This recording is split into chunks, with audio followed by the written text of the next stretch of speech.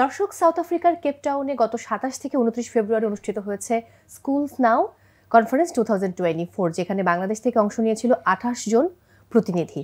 এবং তারা সেখানে কি করেছে, সেখানকার প্রতিপাদ্য যেটা ছিল, আমরা জানি যে এনরিচিং ইয়োর কারিকুলাম, এবং সেই বিষয় নিয়ে কথা বলতেই কিন্তু প্রথমআলো.com আসলে আজকের আয়োজন করেছে, যে আয়োজনের মধ্য দিয়ে এই 27 থেকে 29 ফেব্রুয়ারি কি হয়েছিল এবং সেটা আসলে আমাদের শিক্ষাক্রমকে কতটা আসলে আরও উন্নত করতে পারে এবং কি কি হতে পারে, সেই বিষয়গুলো নিয়ে কিন্তু আমাদের আজকের আয়োজন। এবং আমার সঙ্গে রয়েছেন গুণী 4 জন মানুষ, যাদের কাছ থেকে আজকের এই আয়োজন সম্পর্কে আমরা বিস্তারিত জানবো। এবং শুরুতে আমার সঙ্গে রয়েছেন Sarwat Reza, director business development, British council. রয়েছেন Mohammad Abu Kayes Jihadi, CEO, Oxford international school. এবং সেই সাথে রয়েছেন সাবরিনা শহীদ, প্রিন্সিপাল, স্যার জন উইলসন স্কুল। এবং সেই সাথে রয়েছেন Sabina Mustafa, head of academic affairs, Scholastica. সবাইকে ওয়েলকাম করছি আমাদের আজকের আয়োজনে। এবং কথা হবে ডিটেলসে, এবং যেই প্রসঙ্গটা নিয়ে আমরা আসলে কথা বলতে চাই, যে এমন একটি সম্মেলন হলো এবং 28 জন প্রতিনিধি বাংলাদেশ থেকে গিয়েছিল। সো এই সম্মেলনটা সম্পর্কে আমি ফার্স্টে সারাত রেজা আপনার কাছ থেকে শুনতে চাই। অনেক ধন্যবাদ মৌসুমী। আমাদের এই সম্মেলনটা কিন্তু বেশ অনেক আগের থেকে শুরু হয়েছে। এটা একটা বার্ষিক সম্মেলন ব্রিটিশ কাউন্সিল স্কুলের, সারা দেশের, সারা পৃথিবীর, হ্যাঁ, পৃথিবীর প্রায় 30টারও অধিক দেশ থেকে কিন্তু ব্রিটিশ কাউন্সিল স্কুলের পার্টনার স্কুল বলি আমরা পার্টনার স্কুল নেটওয়ার্ক ম্যানেজ করি। এবং সেখানে ইউকে কারিকুলাম যেটা, সেইটা কিন্তু আমরা অফার করি বিভিন্ন দেশ থেকে। এই যে সমস্ত দেশগুলো থেকে স্কুলরা পার্টিসিপেট করে, তাদেরকে নিয়েই কিন্তু আমাদের প্রতি বছরই প্রায় বলছি, কারণ রিসেন্টলি এটা প্রতি বছর হয়েছে, এর আগে 1 বছর পর হতো, স্কুলস নাও কনফারেন্সটা হয়। এটা আমাদের 5ম ফেস টু ফেস কনফারেন্স হলো কেপ টাউনে। আর আমরা খুবই প্রাউড যে বাংলাদেশ ছিল সেকেন্ড হাইয়েস্ট লার্জেস্ট পার্টিসিপেশন। কারণ যদিও আপনি দূরত্বটা দেখেন, বাংলাদেশ থেকে কেপটাউন কিন্তু অনেক অনেক দূর, সেখানে এত বড় একটা ডেলিগেট নিয়ে যাওয়া, এটা আমাদের জন্য অনেক বেশি গর্বের ব্যাপার ছিল। আর প্রতি বছর কি এই কেপটাউনেই ওই সম্মেলনটা হয়? না, এটা সারা পৃথিবীর। যেমন এবার কেপটাউনে হয়েছে, গত বছরে এটা হয়েছিল দুবাইতে, তার আগের 2 বছর হয় নাই, তার আগে ছিল মিশরে হয়েছিল কনফারেন্স, তার আগে শ্রীলঙ্কাতে হয়েছিল এবং জর্ডানে হয়েছিল। এই 5টা। এই যে প্রস্তুতি কি আগে থেকে ব্রিটিশ কাউন্সিল নিয়ে থাকে, যে পুরো বছর জুড়ে এরকম একটি সম্মেলনে আমরা যাব? এটা আসলে পুরো বছর জুড়েই করতে হয়, কারণ এটা একটা ম্যামথ ওয়ার্ক বলা যায়। কারণ 30টা দেশ থেকে প্রায় 500-র উপরে প্রতিনিধি থাকে, এবং এখানে রেগুলার টিচারদের থেকেও বেশি আমরা ফোকাস করি স্কুল লিডার, যারা ডিসিশন মেকার, এবং যারা একটা আইডিয়া ওখান থেকে নিয়ে স্কুলে যেয়ে সেটাকে ইমপ্লিমেন্ট করতে পারবে। ওখানে শুধুমাত্র যে আইডিয়াটা দেখানো হয় তা কিন্তু না, এখানে আসলে নেটওয়ার্কিং অপরচুনিটি থাকে প্রচুর। কারণ আমাদের বাংলাদেশ থেকে আপা স্যারদের মতো যারা গিয়েছেন, তারা কিন্তু পৃথিবীর অন্যান্য দেশের প্রিন্সিপালদের সাথে, স্কুল লিডারদের সাথে মিট করেছেন, ওখানে নেটওয়ার্কিং করেছেন, একজন আরেকজনের কাছ থেকে শিখেছেন। যে কারণে এত বড় কাজ করতে গেলে অবশ্যই মোটামুটি পুরো বছর জুড়েই আমাদের একটা টিমকে কাজ করতে হয়। এবং নতুন যে জিনিসটা শিখে আসা যায়, সেটা নিয়ে হয়তো এটা আরো এক্সিকিউট করার জন্য ওইটা নিয়ে হয়তো একটা গবেষণা বা এসে একটা মিটিং বা এরকম কোনো একটা আয়োজন হতে পারে। হ্যাঁ, এটা তো অনেক ধন্যবাদ প্রথম আলোকে এটা আয়োজনটা করার জন্য। এবং এটার মাধ্যমে আমি আশা করি যারা পার্টিসিপেট এবার করেন নাই বাট ইন্টারেস্টেড, তারা আগামী বছর হয়তো চিন্তা করতে পারে যে সেটার জন্য কি করতে হবে। সেটার জন্য আসলে আমরা তো প্রতি বছরই যখন কনফারেন্সটা ডেট ওপেন হয় বা থিম যায় বা কল ফর পেপারস হয়, বাংলাদেশ থেকে কিন্তু এবার একটা পার্টিসিপেশন ছিল, এবার একটা পেপার প্রেজেন্টেশন ছিল। সো এরকম যখনই অ্যানাউন্সমেন্ট হয়, তখনই কিন্তু আমরা আমাদের পার্টনার স্কুল যারা আছে সবাইকেই আমরা জানাই, কেউ যদি ইন্টারেস্টেড থাকে। আর এটা তো আসলে যে কোনো রিসার্চ তো 2-3 মাসের ব্যাপার না, অনেক লং টার্ম করতে হয়। তো আমরা রিকোয়েস্ট করবো যে যারা পেপার প্রেজেন্ট করতে চান, তারা আপনারা রেডি হয়ে থাকেন। যখনই আগামী বছর মানে 2025 সালের ফেব্রুয়ারি মাসে আমরা আশা করছি হবে, সো তার আগেই আমরা আপনাদেরকে জানাবো, হয়তো এই বছরের শেষের দিকে, তাহলে তখন আপনারা পেপারটা প্রেজেন্ট সাবমিট করতে তার মানে কিন্তু আরো 11 মাসের মতো সময় পাচ্ছেন, এবং এই সময়ের মধ্যে আমার মনে হয় যে পেপার সাবমিশনের জন্য সবকিছু রেডি করে তারপর হয়তো সেটা 7-8 মাস, কারণ এই বছরের শেষেই আমরা হয়তো কল ফর পেপারস যাব। ওকে, আমি চলে যাব এবার আমার ডানে রয়েছেন সাবরিনা শহীদ, তার কাছে যাব। এনরিচিং ইয়োর কারিকুলাম, এই প্রতিপাদ্য যে সম্মেলন হয়েছে সেখানে আপনি উপস্থিত হয়েছেন, এবং বিশ্বের বিভিন্ন শিক্ষকগণ, বিশেষজ্ঞগণ সেখানে ছিলেন। তারা সম্মেলনের নেতৃত্ব দান, কল্যাণ এবং একই সাথে সুরক্ষার ক্ষেত্রে করণীয় বিষয়গুলো নিয়ে আলোচনা করেছেন। সো এই বিষয়ে প্রযুক্তির যে একীভূতিকরণ এবং একই সঙ্গে যে কেস স্টাডি উপস্থাপন করা হয়েছে সেই বিষয় নিয়ে কি বলতে চাইবেন? আমি প্রথমে থ্যাংক ইউ প্রথম আলোকে এই অ্যারেঞ্জমেন্টটা করার জন্য। দ্বিতীয়ত থ্যাংক ইউ দিতে চাই ব্রিটিশ কাউন্সিলকে, আমাদেরকে এত সুন্দর একটা সম্মেলনে অংশগ্রহণ করতে সাহায্য করেছে। এবং আমি বলবো যে এখানে আমরা যে কানেকশনগুলো আসলে এস্টাবলিশ করতে পেরেছি সেটা আসলেই খুবই উপকার হয়েছে আমাদের সবগুলো স্কুলেরই আমি বলবো। কারণ এখানে এই প্রথম মানে ইম্পর্টেন্ট যে বিষয়গুলো উঠে এসেছে, যেটা নেতৃত্ব বা লিডারশিপ অ্যান্ড ওয়েলবিং বা কল্যাণ যেটা বলছে, সেফ গার্ডিং অ্যান্ড সুরক্ষা, এবং তার সাথে ডিজিটাল প্ল্যাটফর্মে আমরা কিভাবে বাচ্চাদেরকে শিক্ষা দিতে পারি এই বিষয়গুলোকে উঠে এসেছে। টেকনিক্যাল ইস্যুগুলো আছে। জি, টেকনিক্যাল ইস্যু বলতে এখানে বোঝাচ্ছে যে যেখানে আমরা ক্লাসগুলো আমরা ডিজিটাল ইয়েতে কিভাবে করব, এবং করোনা পরবর্তী সময়ে আসলে এটাকে পাশ কাটিয়ে যাওয়ার কোনো উপায়ই আমাদের নাই। এবং আমরা নিজেরা দেখেছি যে করোনা পরবর্তীকালে করোনার সময়ে অ্যাকচুয়ালি আমাদের টিচাররা যেভাবে নিজেদেরকে ঢেলে সাজিয়েছে এই ডিজিটাল প্রযুক্তিতে, সেটার আসলেই একটা তুলনাহীন একটা ব্যাপার হয়েছে। এবং আমার মনে হয় যে এখন আমাদের এই ডিজিটাল প্ল্যাটফর্মটাকে ইউজ করার আরও অনেক স্কোপ আছে। এবং বিভিন্ন দেশ, আমরা যেটা দেখলাম এই কনফারেন্সে, সেটা হলো যে বিভিন্ন দেশ এটাকে কিভাবে ইউজ করছে এবং এটার উপকারিতাগুলো কি কি, এবং আমরা কিভাবে এটাকে আমাদের স্কুলগুলোতে ইমপ্লিমেন্ট করতে পারি। যেরকম অনেক স্কুলই এখন ব্লেন্ডেড লার্নিং প্রসেসে ক্লাস করাচ্ছে। হয়তো সারা বাংলাদেশে এটাকে ইমপ্লিমেন্ট করা এখনও হয়তো সম্ভব হবে না, কারণ আমাদের ওই ইনফ্রাস্ট্রাকচারটা আছে কিনা আমাদেরকে সেটা বিল্ড করে আমাদেরকে, এবং টিচার্স ট্রেনিং এই ব্যাপারটাতে অবশ্যই মনোনিবেশ করতে হবে। টিচার্স ট্রেনিং ছাড়া আসলে আমরা যেই টপিকই নিয়ে আসি না কেন কোনোটাই ঠিকমতো কাজ করবে না। সো আমি প্রথমে বলতে চাই যে এই ডিজিটাল প্ল্যাটফর্মটাকে কাজে লাগানোর ব্যাপারে যেই আলোচনাগুলো হয়েছে এটা খুবই আমাদের জন্য উপকার হয়েছে। এবং আরেকটা যেটা হয়েছে সেটা হচ্ছে ওয়েলবিংটাকে খুবই ফোকাস করা হয়েছে এই সম্মেলনে। এবং আমি বলবো যে এটা সারা পৃথিবীর একটা নিড, এটা শুধু বাংলাদেশের জন্য না, বাংলাদেশের প্রেক্ষাপটে এটা খুবই জরুরি, কিন্তু সারা পৃথিবীতেই আসলে এটার একটা নিড। স্পেশালি এই করোনা কালীন পরবর্তী সময়ে আমরা দেখেছি যে বাচ্চারা কিভাবে এফেক্টেড হয়েছে এটাতে, এবং সেখানে ওয়েলবিংটাকে আমাদের সবচেয়ে একটা প্রায়োরিটি বেসিসে রাখতে হবে। এবং প্রত্যেকটা স্কুলে এটাকে কিভাবে কারিকুলামের ভিতরে একটা কাঠামোগত রূপ দিতে হবে ওটার ব্যাপারে এখানে অনেক আলোচনা হয়েছে। এবং আমার মনে হয় আমরা যে স্কুলগুলো এখানটায় অংশগ্রহণ করেছি আমরা সবাই এ ব্যাপারে এখন অনেক বেশি ইম্পর্টেন্সটা দিচ্ছি এবং সেই হিসেবে কাজ করব।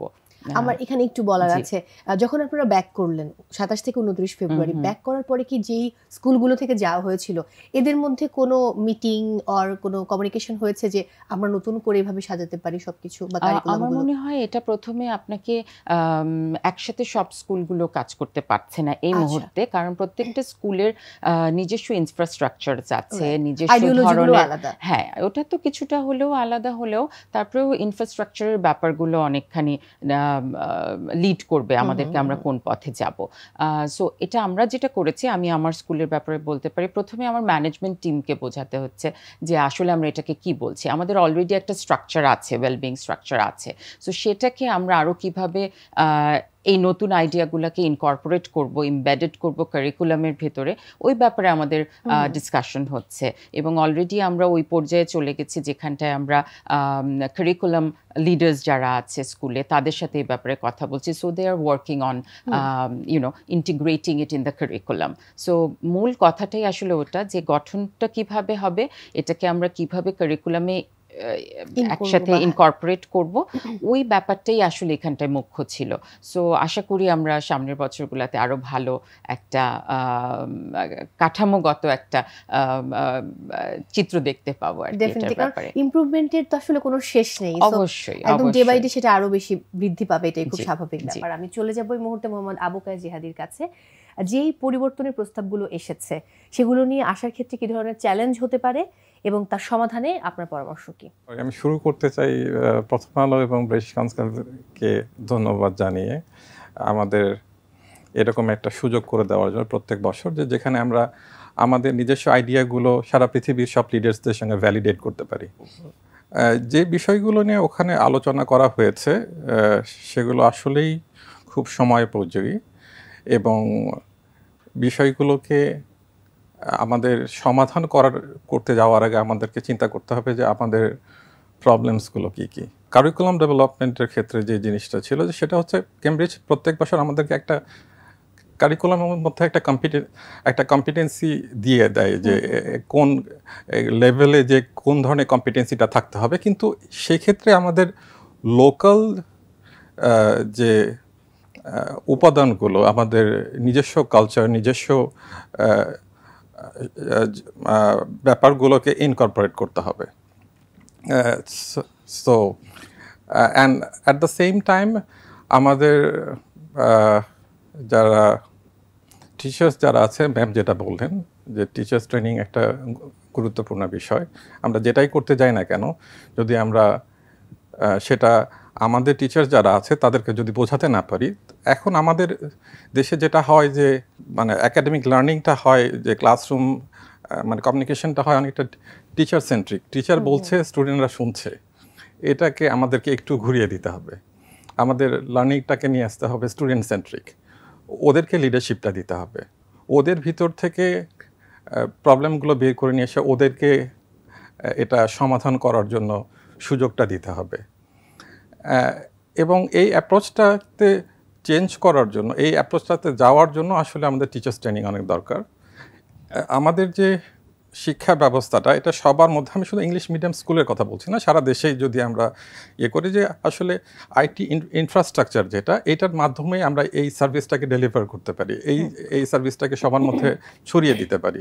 সেক্ষেত্রে আমাদেরকে চিন্তা করতে হবে যে আজ থেকে 20 ইয়ার্স পরে, আজ থেকে 20 বছর পরে ওয়ার্কফোর্সটা কেমন হবে, সমাজটা কেমন হবে, পরিবেশটা কেমন হবে, কোন কোন জবগুলো তখন থাকবে, সেই সময়ের জন্য আমাদের বাচ্চাগুলোকে আমরা রেডি করতে পারছি কি না।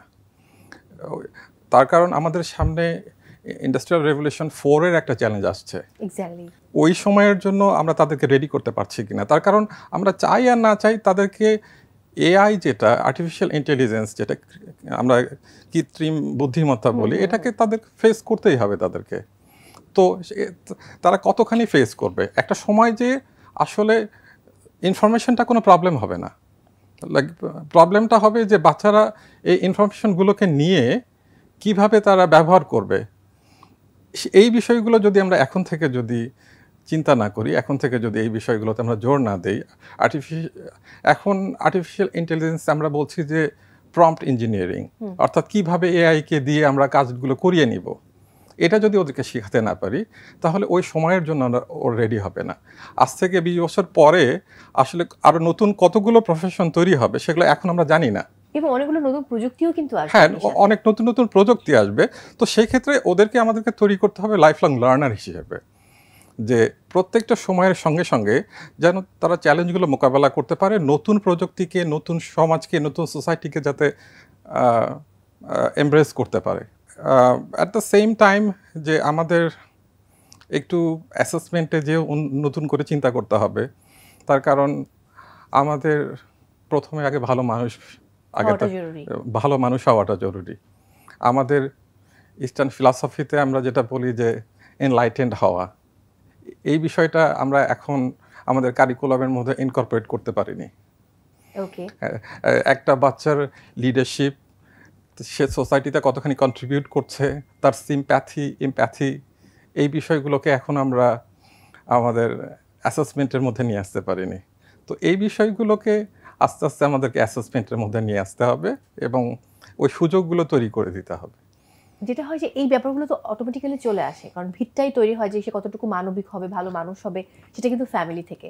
এরপর যখন সে একটা শিক্ষা প্রতিষ্ঠানে যায় সেখান থেকে লিডারশিপ পাওয়ারটা চলে আসে, এবং কিভাবে সে মানে ম্যানেজ করবে, যেমন আপনি বলছিলেন যে সে আসলে নিজেই প্রবলেম ফেস করবে এবং সেই প্রবলেমের কি করলে আসলে সমাধান পাওয়া যায় সেটাও সে নিজে বের করবে।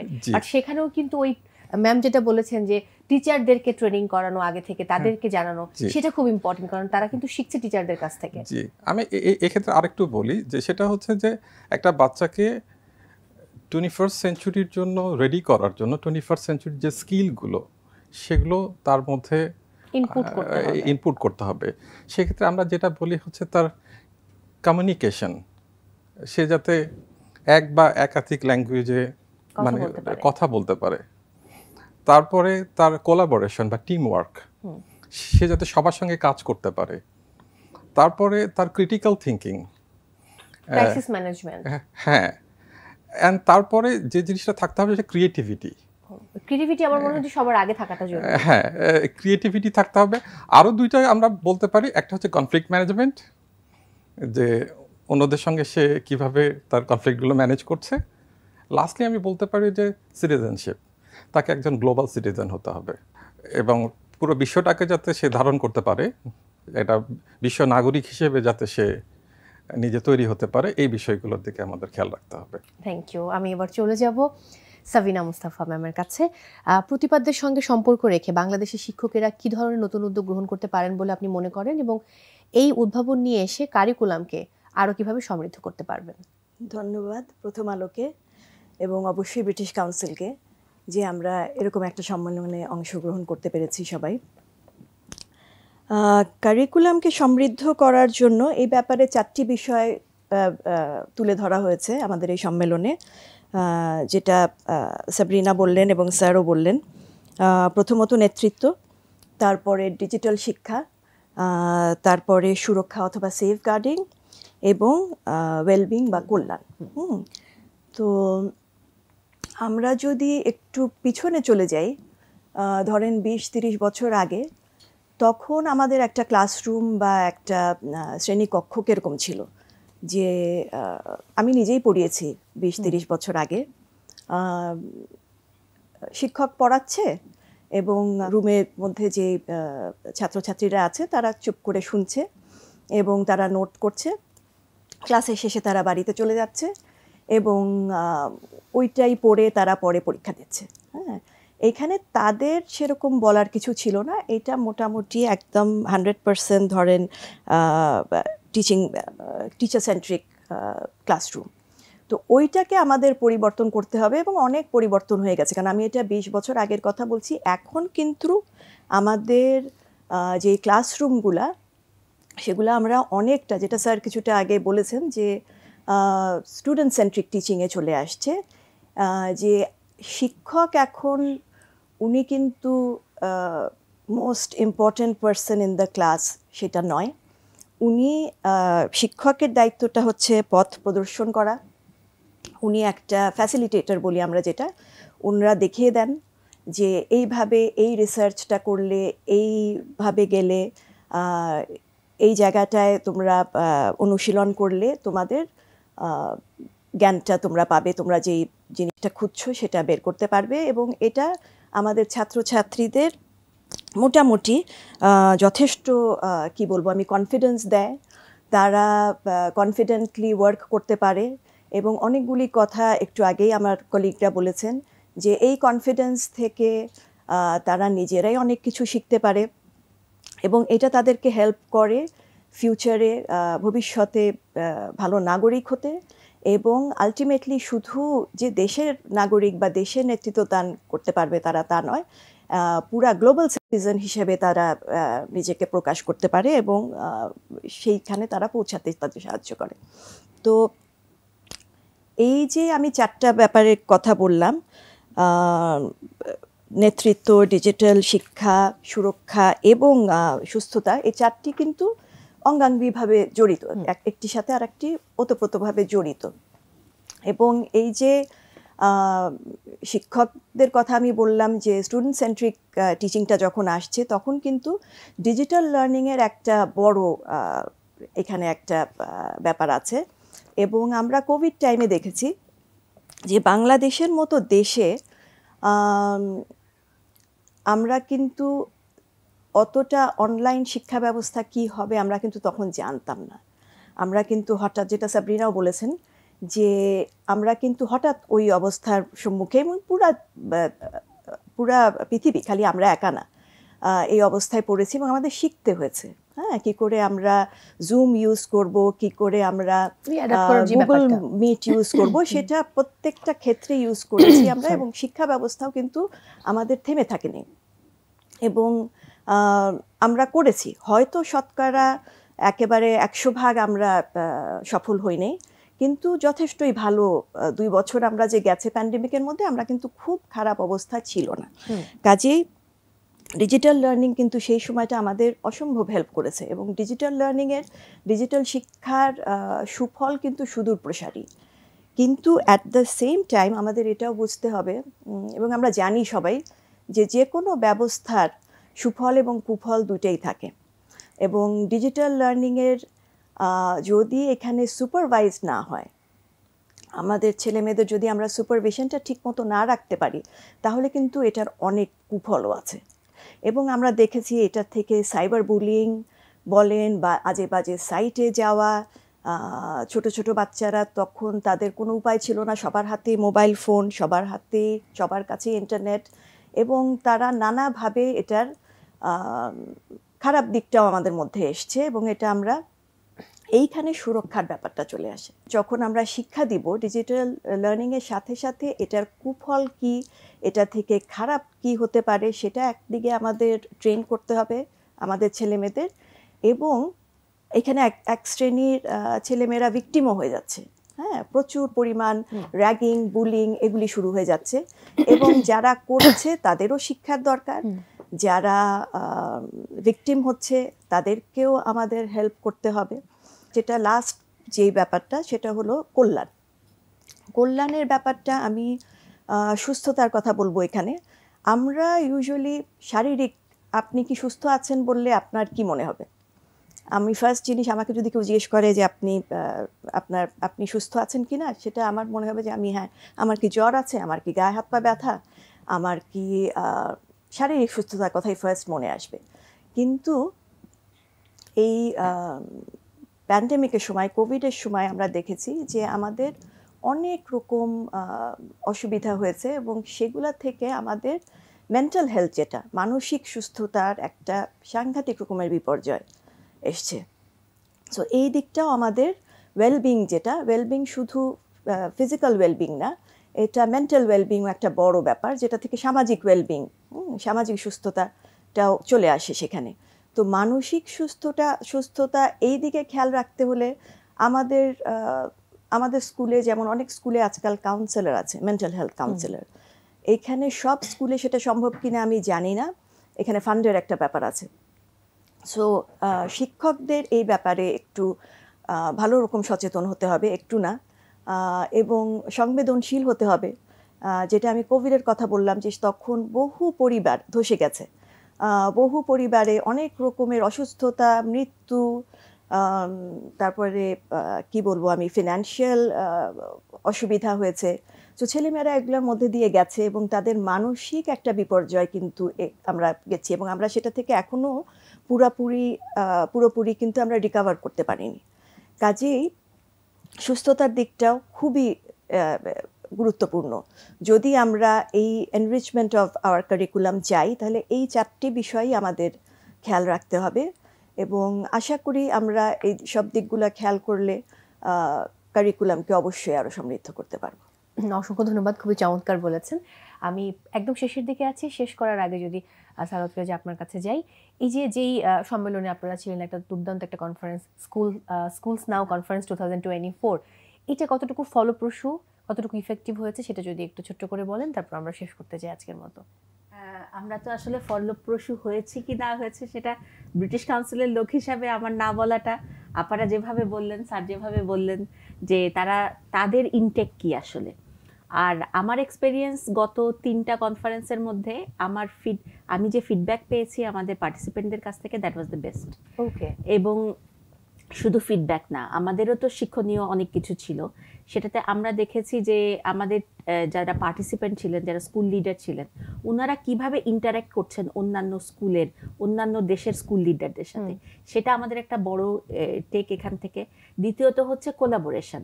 যেমন একটা স্কুলের প্রিন্সিপাল আমাকে বলছিলেন যে আমি 3 জনকে পেয়েছি 3 দেশ থেকে, যারা অনলাইনে আমাদের টিচারদেরকে ট্রেনিং করবে বিভিন্ন দিক থেকে। এটা কিন্তু একাডেমিক ট্রেনিং না, এটা মোর দেন একাডেমিক, যেটা ওয়েলবিং আছে, লিডারশিপ আছে, এই জিনিসগুলো কিন্তু আসছে।